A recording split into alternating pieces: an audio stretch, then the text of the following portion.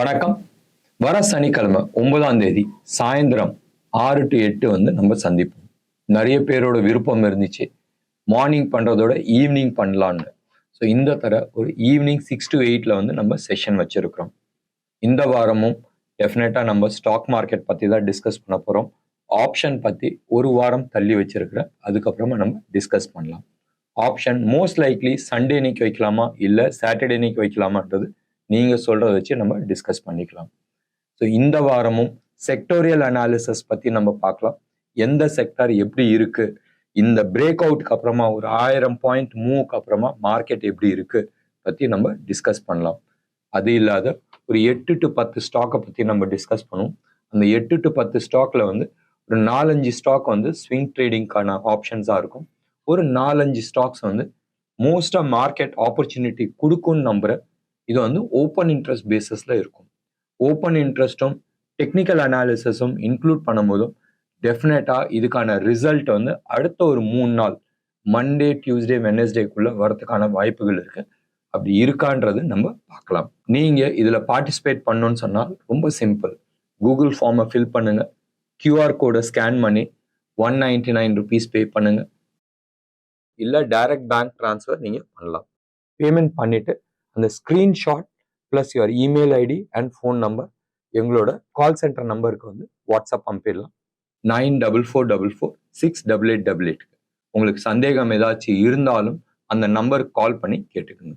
சந்திப்போம் வர சனிக்கிழமைக்கு சாயந்தரம் 6 to 8. மார்க்கெட் நம்ம டிட்டோ அப்படியே நம்ம என்ன எதிர்பார்த்தோமோ அதே விஷயம் தான் நடந்துச்சு. மார்க்கெட்ல உட்கார வச்சு கழுத்தை அறுத்தாங்கன்னு சொல்லுவாங்க தெரியுமா, அதே வேலை தான் பண்ணாங்க. நேத்தே வந்து நம்ம ஆப்ஷன் டேட்டாஸ் வச்சு இன்னைக்கு மார்க்கெட் மோரர்லெஸ் இப்படிதான் இருக்கும். நம்ம வந்து நேற்று சொல்லியிருந்தோம் ஒரு ஹேங்மேன் பேட்டர்ன் கொடுத்துருக்கு. அது கன்ஃபர்மேஷன். நேத்தோட லோ வந்து கட் பண்ணும், ஆனா கட் பண்றதுக்கான சான்சஸ் ரொம்ப கம்மியா இருக்கு. ஆப்ஷன் டேட்டாஸ்ல கால் 21,000ல ஹையஸ்ட் காலும், ஹையஸ்ட் புட் வந்து 20,800-900 லெவல்ல வந்து ஹையஸ்ட் புட்டும் வந்து ரைட் ஆயிருக்கு. ஸோ மார்க்கெட் வந்து வச்சு டைம் தான் வேஸ்ட் பண்ண போறாங்க. டைம் டிகே தீட்டா வேல்யூ வந்து சாப்பிட போறாங்கன்னு தான் நம்ம சொன்னோம். டிட்டோ அப்படியே தான் நடந்துச்சு. வாங்களேன் டைரக்டா நம்ம வந்து சார்ட்டை போய் பார்க்கலாம். இப்போ வந்து நீங்க பார்த்துட்டு இருக்கிறது வந்து டே சார்ட் ஆஃப் நிஃப்டி. நீங்க எடுத்து பாருங்களேன், it is more of inside bar. இன்னைக்கும் வந்து அதே மாதிரி ஒரு ஹேங்மேன் பேட்டர்ன் தான் கொடுத்துருக்கு. ஸோ ப்ராக்டிக்கலி வந்து ஒண்ணுமே நடக்கல. நீங்க வந்து ஒரு 15 minutes சார்ட் எடுத்து பாருங்களேன், சும்மா அப்படி ஒரு கீழே வந்துச்சு, மறுபடியும் மேலே போயிடுச்சு. ஸோ ஓப்பன் ஆனோடனே கீழே வந்துச்சு, மறுபடியும் ரிகவர் ஆகி அப்படியே சைட் வைஸ் தான் போச்சு. So practically it was doing time killing. இதுல வந்து நீங்க எடுத்து பாருங்களேன், ஆப்ஷன் செயின் எடுத்து பாருங்க. ஆப்ஷன் செயின் நீங்க எடுத்து பார்த்தீங்கன்னா 21,000ல மார்க்கெட் இருந்துச்சு. ஸோ மேல இருக்கிற புட் சைட்ல சரியா 20,900 இது எல்லாமே வந்து 5 பைசா ஆயிடுச்சு. ஸோ எவ்வளவு ப்ரீமியம் சாப்பிட்ருக்காங்க, இதுதான் ப்ரீமியம் சாப்பிட்ருக்காது. அதே மாதிரி கால் சைட்லயும் நீங்க எடுத்து பாருங்க, 21,000 கீழே எல்லாமே வந்து 0 ஆயிடுச்சு. ஸோ எவ்வளவு ப்ரீமியம் சாப்பிட்ருக்காங்க, இவ்வளவு ப்ரீமியம் சாப்பிட்ருக்காங்க. ஸோ மேலேயும் வந்து அதாவது இதுலயும் வந்து ப்ரீமியம் வந்து நிறைய சாப்பிட்ருக்காங்க. So practically theta value option டேட்டாஸ்ல வந்து 2 விஷயம் தான், ஆர் ரேதர் 3 விஷயம். வோலட்டாலிட்டி இருக்கு சொன்னால் டெஃபினட்டா வந்து it is a directional move. Directional மூவ்னு சொன்னாவே எப்பயுமே டெல்டா பேஸ் பண்ணி தான் வந்து ட்ரேட் பண்ண போறாங்க. இல்லைன்னு சொன்னா தீட்டா. ஸோ மார்க்கெட்டை வந்து அதே லெவல்ல வச்சிருக்கிறாங்கன்னு சொன்னால் 2 விஷயத்த காலி பண்றாங்க. ஒன்னு வோலட்டாலிட்டி பஞ்சர் ஆகும். ஸோ ஐவி பஞ்சர் ஆகும் போதும் ஆப்ஷன் பிரைசிங் ஆட்டோமேட்டிக்கா கீழே விழும். ஒன்னு. ரெண்டாவது டைம் டிகே ஆகும் போதும் ஆட்டோமேட்டிக்லி அகெயின் உங்களுக்கு வந்து பிரைஸ் கீழே விழுவ போகுது. ஸோ ஆப்ஷன்ல ஒரு 3 கேட்டகரியில 2 கேட்டகரி வந்து நம்மளுக்கு வந்து அவங்களுக்கு சாதகமா ஆகுதுன்னு சொன்னால் டெஃபினட்டா ஆப்ஷன் ரைட்டர்ஸ்க்கு வந்து huge money. So option trade பண்றது வந்து ஒரு பெரிய கம்பசூத்திரம் கிடையாது. உங்களுக்கு அது என்ன கேட்டகரின்னு தெரிஞ்சிச்சுன்னு சொன்னால் அது நிஜமாவே வந்து ஒரு பெரிய கம்பசூத்திரம் கிடையாது. ஸோ ஆப்ஷன்ல பை சைட்லயும் காசு மரம் பண்ண முடியுமா? எஸ், பண்ண முடியும். நம்ம 4 நாளைக்கு முன்னாடி வந்து நம்ம பார்த்தோம். அதே மாதிரி இன்னைக்கு மார்க்கெட் இப்படிதான் இருக்கும்னு சொன்னப்ப ஆப்ஷன் ரைட் பண்றவங்களுக்கு வந்து லாபம், ஆப்ஷன் பை பண்றவங்களுக்கு வந்து சத்தியமா லாபம் கிடையாது. ஸோ இன்னைக்கு மார்க்கெட் என்ன ஆச்சு, -36 க்ளோஸ் ஆகும் போதும் அண்ட் ஸ்பாட்ல வந்து சாரி ஃபியூச்சர்ஸ்ல வந்து எடுத்து பார்த்தீங்கன்னா -5. இன்ட்ராடே ஸ்விங் வந்து ஒரு 91 ருபீஸ் 91 பாயிண்ட்ஸ். அண்ட் செம்ம பாசிட்டிவ்ல இருக்கு, ப்ரீமியம்ல இருக்கு, 132 பாயிண்ட்ஸ் ப்ரீமியம்ல இருக்கு. ஸோ மார்க்கெட் எப்போனாலும் பாசிட்டிவ் சைடில் வரதுக்கான சான்சஸ் ஹெவியா இருக்கு. அதே மாதிரி பேங்க் நிஃப்டி எடுத்து பார்த்தாலும் +160, ஒன்றும் பெரிய மூமெண்ட்ஸ் கிடையாது, ஃப்ளாட் பாசிட்டிவாக தான் இருந்துச்சு. ஆனால் ப்ரீமியம் வந்து எடுத்து பார்த்தீங்கன்னா 246 பாயிண்ட்ஸ் ப்ரீமியம்ல வந்து இருக்கு. ஸோ பேங்க் நிஃப்டியும் தோ அது வந்து நேற்று எக்ஸ்பைரி இருந்துச்சு, அதுலேயும் வந்து ஒரு பெரிய மூமெண்ட்ஸ் கொடுக்காத வோலட்டாலிட்டி பஞ்சர் பண்ணியும் டைம் டிகேயும் அது வந்து அவங்களுக்கு அட்வான்டேஜாக ஆயிருக்கு. ஸோ இது definitely it is a major option ரைட்டர்ஸ்க்கான டே. ஸோ மார்க்கெட் என்ன இருக்கு? ஸோ 21,000 லெவலை வந்து பிரேக் பண்ணி போகுமா? கரண்ட்லி இப்போ தோ இன்னைக்கு வந்து பயங்கர ப்ரீமியம்ல இருக்கு மார்க்கெட், இதெல்லாமே நான் வந்து ஒண்ணுமே நான் சொல்ல. பட் ஆஸ் சச் ஒரு சின்ன கரெக்ஷன் வந்தா நல்லா இருக்கும். ஸோ எவ்வளவு தூரம் கரெக்ஷன் வரும்? 19,885 அதான் வந்து ஒரு மேஜர் சப்போர்ட் ஜோன். அந்த சப்போர்ட் ஜோன்ல இருந்தா ரிவர்ஸ் ஆயிருக்கு. ஸோ 1000 பாயிண்ட்ஸ் மேலே இருக்கு. ஸோ 1000 பாயிண்ட்ஸ் கீழே வருமா? வரதுக்கான நிறைய வாய்ப்புகள் இருக்கு. பட் வெயிட் பண்ணணும். ஏன்னு சொன்னால் மார்க்கெட்ல ஹெவி மணி இருக்கு. இந்த மணி எல்லாமே வந்து பையில தான் உட்காந்துட்டு இருக்காங்க.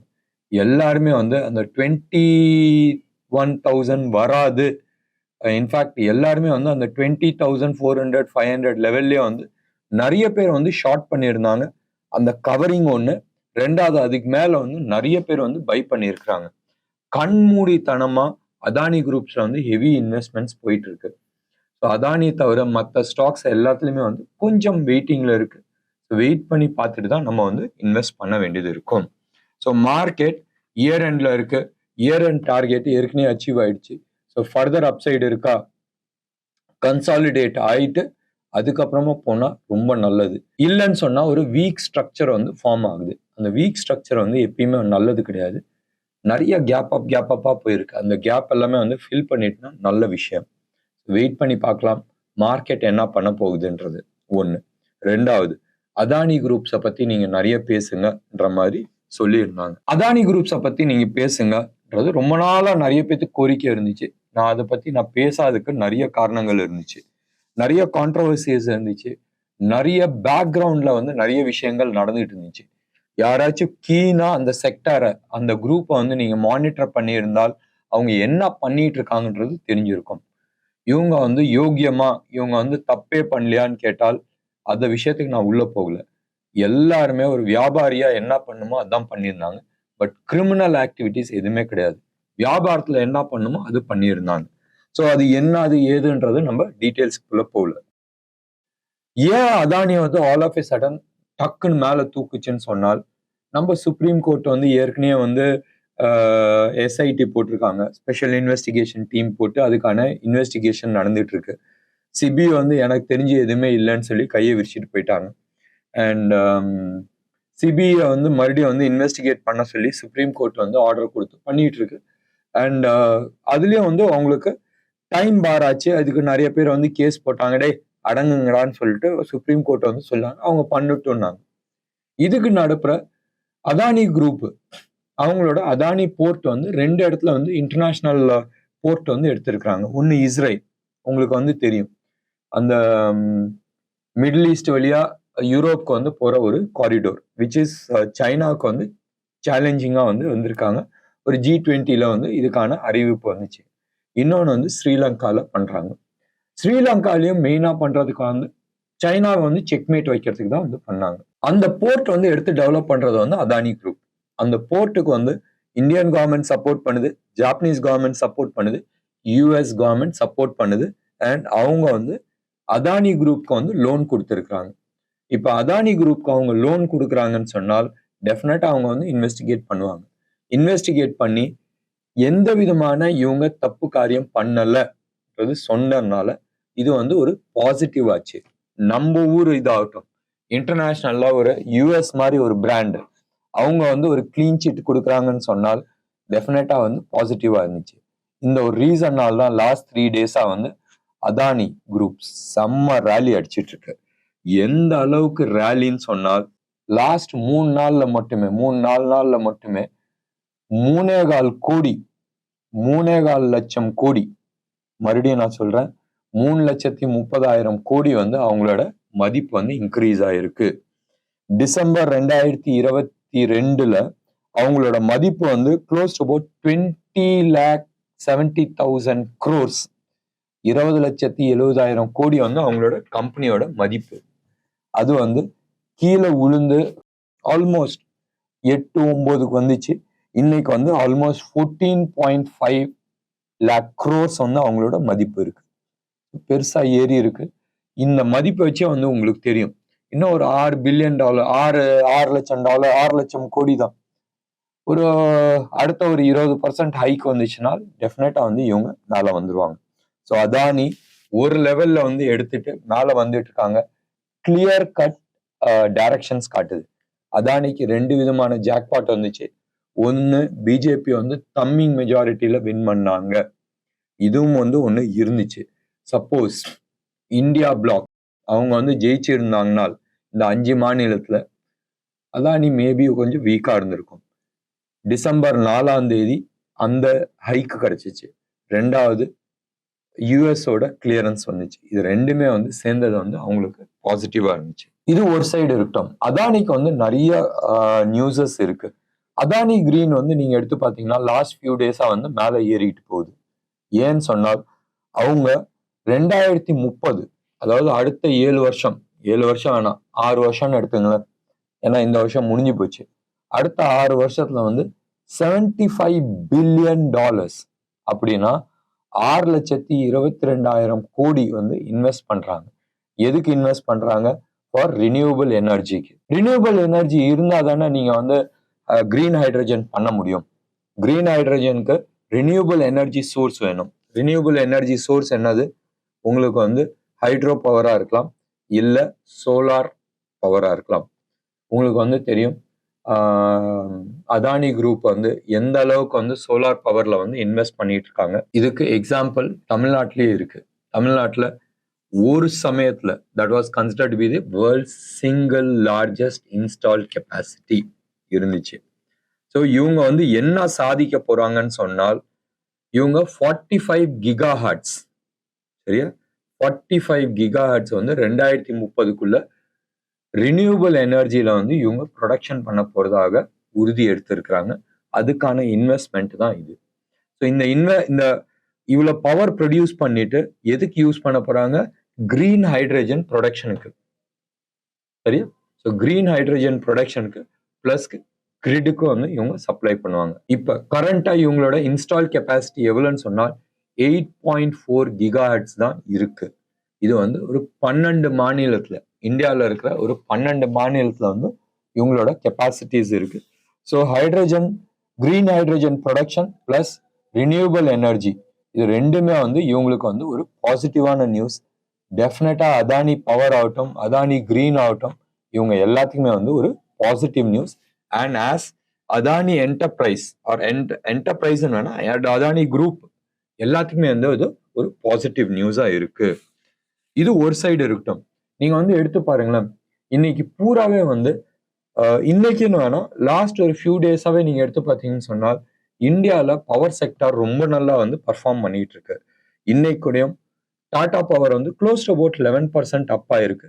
அண்ட் அதானி பவரும் அப் ஆயிருக்கு. இதே மாதிரி ஐஇஎக்ஸ், இந்தியன் எனர்ஜி எக்ஸ்சேஞ்ச், இதுவும் வந்து அப் ஆயிருக்கு. க்ளோஸ் டு அபவுட் 7% அப் ஆயிருக்கு.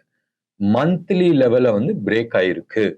இது எல்லாமே வந்து என்ன காட்டுதுன்னு சொன்னால் இந்தியாவில் எனர்ஜி ரிக்குவயர்மெண்ட் ஹெவியா இருக்குன்றது காட்டுது. ஏன் ஹெவியா இருக்குன்னு சொன்னால் நீங்க எடுத்து பாருங்களேன், ஆஃப் லேட் இந்தியாவில் வந்து மேனுஃபேக்சரிங் செக்டார் பெரிய லெவல்ல வந்து உள்ள வந்துட்டு இருக்கு. மேனுஃபேக்சரிங் செக்டாருக்கு வந்து லேண்ட், வாட்டர் இது இல்லாத முக்கியமா தேவையானது பவர். ஸோ இதுவும் ஒன் ஆஃப் த ரீசன்ஸ் இந்தியாவில் அடுத்த மேஜர் growth இன்ஜின் மேனுஃபேக்சரிங் செக்டரா இருக்கும். அண்ட் மேனுஃபேக்சரிங் செக்டர்ல ஒரு பெரிய மாற்றம் இந்தியாவில் வரதுக்கான வாய்ப்புகள் இருக்கு. இதுல ரொம்ப சிம்பிளா ஒரு நம்பர் சொல்லணும்னு சொன்னா, சைனாவோட ப்ரொடக்ஷன் சம்வேர் அரௌண்ட் $5,000 பில்லியன் இருக்கு. அமெரிக்காவோட ப்ரொடக்ஷன் வந்து சம்வேர் அரௌண்ட் $2,500 பில்லியன் இருக்கு. இந்தியாவோட ப்ரொடக்ஷன் வெறும் 450 பில்லியன் தான் இருக்கு. அப்பனால் எந்த அளவுக்கு நம்ம வந்து க்ரோ ஆகிறதுக்கான வாய்ப்புகள் இருக்குன்றது யோசனை பண்ணி பாருங்க. ஸோ டெஃபினட்டா இந்தியாவில் வந்து ஒரு மேஜர் ப்ரொடக்ஷன் வரதுக்கான சான்சஸ் நிறைய இருக்கு. ஸோ டெஃபினட்டா பவர் செக்டர் வந்து ஒரு மேஜர் ரோல் பிளே பண்றதுக்கான வாய்ப்புகள் உண்டு. ஸோ இன்னைக்கு பவர் செக்டார் இல்லாத என்னென்ன செக்டார் வந்து அப்பாச்சுன்னு சொன்னால், மீடியா ஆஸ் யூஷுவல் அப்பா இருக்கு, இன்ஃப்ராஸ்ட்ரக்சர் அப்பா இருக்கு, டெலிகாம் அப்பா இருக்கு, except for FMCG and metal. மற்றது எல்லா செக்டாருமே வந்து அப்ல இருக்கு. பட் மேஜரா வந்து மீடியா அண்ட் இதுதான் வந்து அப்பா இருக்கு. பவர் செக்டர் தான் அப்பா இருக்கு. மீடியால யாரு? G entertainment limited. அதுல லாஸ்ட் வந்து ஒரு 6 மாசமாவே ஒரு நல்ல என்டர்டெயின்மெண்ட் ஓடிட்டு இருக்கு. அடுத்தது வந்து சன் டிவில வந்து ஒரு மேஜர் ரேலிஸ் வந்துட்டு இருக்கு. வெயிட் பண்ணி பார்க்கலாம், அவங்க வந்து அந்த முக்கியமான லெவலை கிராஸ் பண்றாங்களான்னு பார்க்கலாம். மற்றபடி நம்மளுக்கு சொல்றதுக்கு ஒன்றும் ஜாஸ்தி இல்லை. நம்மளோட ஹோல்டிங்ஸ் எல்லாமே வந்து சூப்பர் டூப்பரா இருக்கு. இன்னைக்கு ஜெய்கார் நம்மளோட ஹோல்டிங்ஸ்ல க்ளோஸ் டு அபவுட் 5% அப்பா இருக்கு. இந்தியா சிமெண்ட் 4.3% அப்பா இருக்கு. ஜைடஸ் லைஃப் நம்ம வந்து அரௌண்ட் 800 லெவல்ல வந்து டார்கெட் கொடுத்திருந்தோம். அது வந்து இன்னைக்கு 3.5% அப்பு. ஐஓபி நம்ம வந்து ரொம்ப நாளாவே சொல்லிட்டு இருந்தோம், ஹோல்ட் பண்ணுங்க, நல்ல அப்சைட் மூக்கு இருக்கு. அண்ட் அதுவும் வந்து இன்னைக்கு ஆல்மோஸ்ட் ஒரு 3.5% அப்பா இருக்கு. இந்து காப்பருக்கு அடிக்கடி நான் வந்து நம்மளோட ஜோஹோ மீட்டிங்லேயே அதுக்கு கிளியர் கட்டா எக்ஸ்பிளைன் பண்ணியிருந்தேன். அப்சைடுக்கான டார்கெட் கொடுத்துருந்தேன். தெரியாதவங்க டெஃபினட்டா வந்து நம்மளோட ஜோஹோ மீட்டிங்கை வந்து ஒரு ஃப்ரீ வெர்ஷன் நான் வந்து போட்டிருக்கேன். அதுல நீங்க போய் செக் பண்ணி பாருங்க. அதுல நான் கொடுத்துருக்கிறேன். ஸோ அதுலயும் ஹிண்ட் காப்பர் இன்னைக்கு வந்து 1.5% அப்பு. ஸோ மார்க்கெட் ஓவராலா நம்ம என்ன எதிர்பார்க்கிறோமோ அந்த டைரக்ஷன்ல தான் போயிட்டு இருக்கு. வெயிட் பண்ணி பார்க்கலாம் அடுத்த மூவ் என்ன வரப்போகுதுன்றது. நாளைக்கு மோஸ்ட் லைக்லி இன்னையோட லெவல் லோவை வந்து உடைச்சிச்சேன்னு சொன்னால் ஃபர்தர் டவுன் சைடுக்கான சான்சஸ் இருக்கு. ஒரு பெரிய ஃபால்லாம் இருக்காது, ஒரு மினிமல் ஃபாலா தான் இருக்கும். And it will not be a deep correction, it will be more of a ஒரு மினிமல் கரெக்ஷன்ஸ் வரும், அவ்வளவுதான். பெருசா நம்ம வந்து ஃபால் வரும்ன்றது நம்ம எதிர்பார்க்க முடியாது. என்ன நேயர்களே, உங்களுக்கு இன்னைக்கு ப்ரோக்ராம் பிடிச்சிருந்துச்சுன்னா லைக் பண்ணுங்க, ஷேர் பண்ணுங்க. டெஃபினட்டா உங்களோட கமெண்ட் பாக்ஸ்ல கொடுங்க. நன்றி, வணக்கம்.